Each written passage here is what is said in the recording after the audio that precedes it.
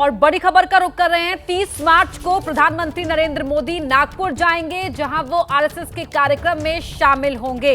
इस वक्त की बड़ी खबर आपको बता रहे हैं। आरएसएस का एक कार्यक्रम नागपुर में होना है 30 मार्च को, जिसमें शिरकत करेंगे प्रधानमंत्री नरेंद्र मोदी। मोहन भागवत से भी मुलाकात कर सकते हैं और ये माना जा रहा है कि इस मुलाकात के दौरान भी बीजेपी के राष्ट्रीय अध्यक्ष को लेकर, कौन होगा नया राष्ट्रीय अध्यक्ष, इसको लेकर चर्चा होनी संभव है।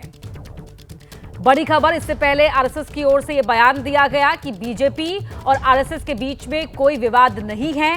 30 मार्च को अब प्रधानमंत्री नरेंद्र मोदी के नागपुर जाने की खबर है, जहां वो आरएसएस के कार्यक्रम में शिरकत करेंगे।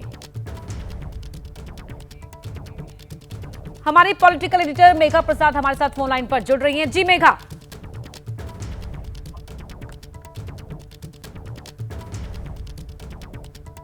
मेघा, आप सुन पा रही हैं हमें?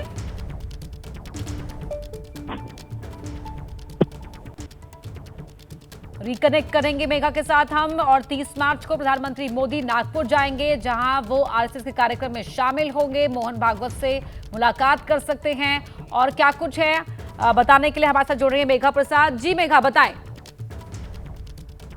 जी, हम ये खबर अब ब्रेक कर सकते हैं कि प्रधानमंत्री 30 तारीख को नागपुर जाएंगे।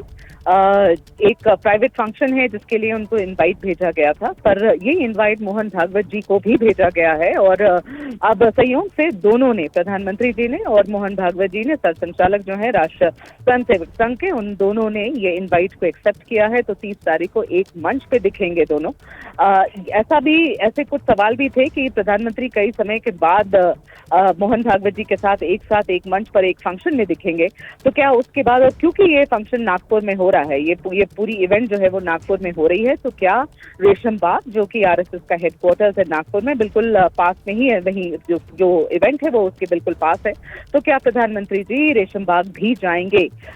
इस सवाल पर कोई क्लैरिटी हमारे पास अभी नहीं है कि प्रधानमंत्री जी हेडक्वार्टर्स जाएंगे कि नहीं आरएसएस के। लेकिन मोहन भागवत जी और प्रधानमंत्री जी एक स्टेज पे होंगे, उनके बीच में मुलाकात होगी, बातचीत होगी, और ऐसी कुछ कयास लगाए जा रहे हैं कि शायद उसके बाद ही आपको भारतीय जनता पार्टी का नया अध्यक्ष की ऐलान शायद उसके बाद ही हो।